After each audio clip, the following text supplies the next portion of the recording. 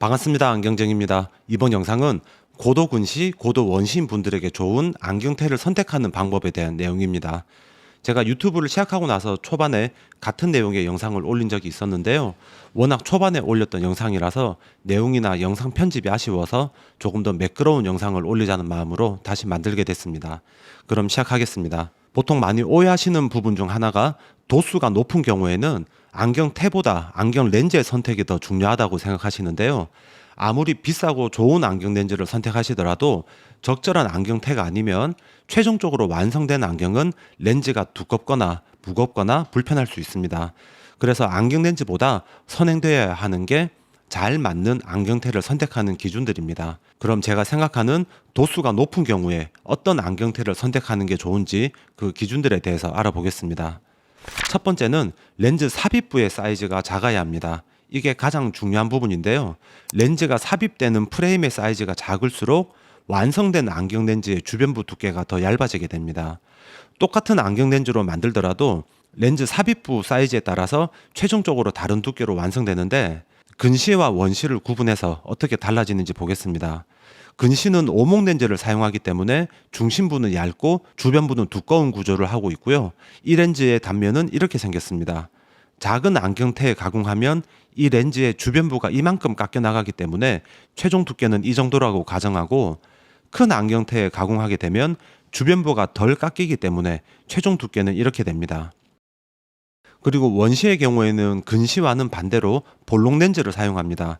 볼록 렌즈는 중심부가 두껍고 주변부로 갈수록 얇아지는데, 근시와는 다른 조건 하나가 원시에 사용되는 볼록 렌즈는 이 안경 렌즈의 직경을 선택할 수가 있고, 이 직경이 작을수록 더 얇고 가벼운 렌즈로 가공할 수가 있습니다. 그리고 원시 도수가 높은 분들은 안경을 착용했을 때 돋보기처럼 눈이 확대돼 보이는 느낌이 싫으실 텐데, 그 부분도 렌즈의 두께로 인해서 발생하기 때문에 안경 렌즈가 얇을수록 좋고, 그렇게 하려면 큰 사이즈의 안경테보다는 작은 안경테가 근시, 원시 둘 다 안경 렌즈의 두께를 얇게 하는데 도움이 되고요. 요즘은 성인용 안경테도 사이즈가 다양해져서 43, 44, 46 사이즈도 나오기 때문에 선택할 수 있는 폭이 많이 넓어졌습니다. 그리고 두 번째는 자기 얼굴에 맞는 사이즈입니다. 앞에서 렌즈 삽입부가 작은 안경테를 선택해야 된다고 말씀드렸는데, 그렇다고 얼굴에 꽉 끼는 불편할 정도로 작은 안경테를 착용할 수는 없잖아요. 렌즈 삽입부의 사이즈와 안경테 전체 폭의 사이즈는 다른 기준이라서 이걸 구분하셔야 좋겠습니다. 렌즈 삽입부는 말 그대로 렌즈가 들어가는 이 테두리의 가로 길이를 얘기하는 거고, 안경테 전체 사이즈 또는 전체 폭은 이 길이를 얘기하는 건데, 얼굴이 작은 분들은 본인에게 잘 맞는 안경테 중에서 작은 걸 선택하시면 좋겠지만, 얼굴이 큰 분들은 무조건 작은 안경테를 선택할 수는 없기 때문에 불편함 없이 본인 얼굴에 잘 맞는 안경테 중에서 렌즈 삽입부가 작은 안경테를 선택하시는 게 좋겠습니다. 안경의 전면부와 다리가 이어지는 이 부분을 엔드피스라고 부르는데요.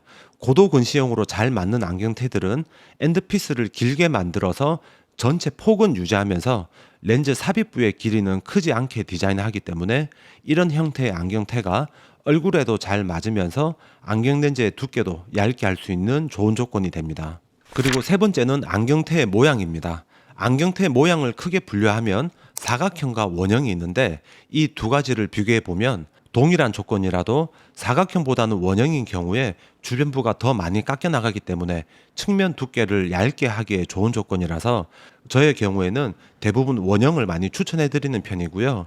하지만 원형은 사각형보다 위아래 공간이 더 많기 때문에 측면의 두께는 얇아지지만 위아래의 두께는 더 늘어나게 된다는 점은 감안해야 됩니다. 네 번째는 안경 렌즈의 두께를 감춰줄 수 있는 프레임 구조입니다. 도수가 높은 경우에는 안경 렌즈의 두께가 두껍다 보니까 프레임이 너무 얇으면 렌즈의 두께가 그대로 드러나는데, 이런 아쉬움을 감춰줄 수 있도록 테두리의 구조가 이렇게 된 안경테가 좋은 편입니다. 앞에서 보면 테두리가 얇아 보이지만 측면에서 보면 테두리를 넓게 만든 게 보이는데요. 이런 구조는 안경 렌즈의 두께도 감춰주면서 디자인적인 요소로서도 좋아 보이기 때문에 안경테 선택하실 때 감안해서 보시면 좋겠습니다. 마지막 5번째는 안경테의 무게입니다. 높은 도수의 안경 렌즈는 무게도 무겁기 때문에 안경 전체의 무게 중심이 앞쪽으로 쏠리게 되는데요. 그렇게 되면 안경 착용 중에 더 많이 흘러내릴 수 있고 코에서 느껴지는 안경의 무게도 거슬리기도 해서 이런 무게 중심을 분산시킬 수 있거나 잘 고정되는 안경테가 좋겠습니다. 일단은 안경 전체의 무게가 가벼운 것도 좋겠는데 이렇게 얇고 가벼운 안경테를 선택하는 경우에는 얇은 소재가 안경 렌즈의 무게를 잘 지탱할 수 있는지를 봐야 되고요. 너무 낭창거리는 소재는 안경 렌즈의 무게를 제대로 버티지 못해서 오히려 더 불편할 수도 있습니다.